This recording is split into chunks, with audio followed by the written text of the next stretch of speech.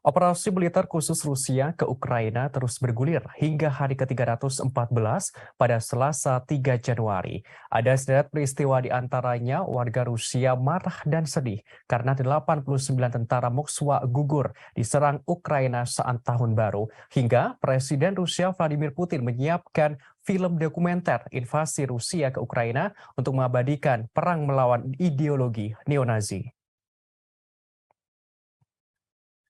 Dikutip dari Kompas.com, dalam hari ke-314 ini, konflik Rusia dan Ukraina belum menunjukkan tanda-tanda usai. Terkini warga Rusia yang melayat merasakan kesedihan dan amarah dalam upacara peringatan publik untuk menghormati para tentara yang tewas terbunuh serangan Ukraina pada malam tahun baru. Sebelumnya, sebanyak 65 tentara tewas setelah kamp atau titik penempatan pasukan sementaranya di kota Makivka, wilayah Donetsk, diserang. Penyerangan ini dilakukan pasukan Ukraina dengan senjata HIMARS buatan Amerika Serikat. Ada sekitar 200 orang menaruh mawar dan rangkaian bunga di alun-alun pusat kota Samara, kota asal beberapa tentara cadangan yang tewas. Dalam upacara itu, pendeta ortodoks membacakan doa. Tentara juga melepaskan tembakan penghormatan pada upacara itu. Beberapa pelayat tampak memegang bendera Partai Persatuan Rusia yang merupakan partai penguasa di Rusia. Acara serupa dilaporkan juga digelar di kota-kota lain di wilayah Samara termasuk Tolyatti, markas pabrikan mobil Rusia Avtovav. Diketahui dalam insiden ini Rusia mengakui mengalami kerugian militer terburuknya yang disebabkan oleh serangan tunggal Ukraina. Sementara itu Ukraina mengaku bertanggung jawab atas serangan tersebut. Pihak Kiev mengatakan bahwa jumlah korban tewas dalam peristiwa ini bisa jadi lebih tinggi.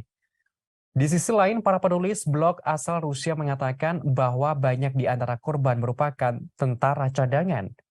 Bahkan mereka belum lama ini dimobilisasi menjadi pasukan militer.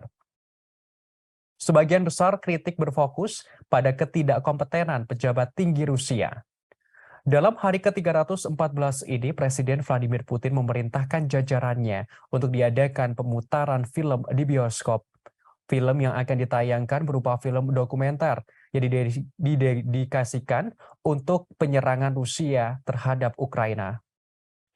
Operasi militer khusus Rusia disebut sebagai perang melawan ideologi neo-Nazi. Istana Kremlin, Rusia mengatakan Kementerian Kebudayaan Rusia memiliki waktu hingga 1 Februari mendatang. Durasi waktu itu untuk mempersiapkan pelaksanaan perintah presiden tersebut. Sebagaimana diketahui, Putin mengirim pasukan ke Ukraina pada 24 Februari tahun lalu. Ia mengatakan negara pro-barat itu perlu didemilitarisasi dan denazifikasi. Sementara itu, Menteri Pertahanan Rusia Sergei Shoigu telah diperintahkan untuk melapor kepada Presiden atas upaya tersebut paling lambat 1 Maret. Sejak dimulainya kampanye militer Moskwa, saluran televisi negara Rusia telah menggenjot propaganda. Propaganda itu untuk memuji pasukan Rusia yang berperang di Ukraina sebagai pahlawan. Outlet media independen telah ditangguhkan atau ditutup di Rusia dengan banyak jurnalis meninggalkan negara tersebut. Kritik terhadap serangan Rusia di Ukraina sekarang dapat dihukum penjara. Sementara kata-kata seperti perang dan invasi dilarang.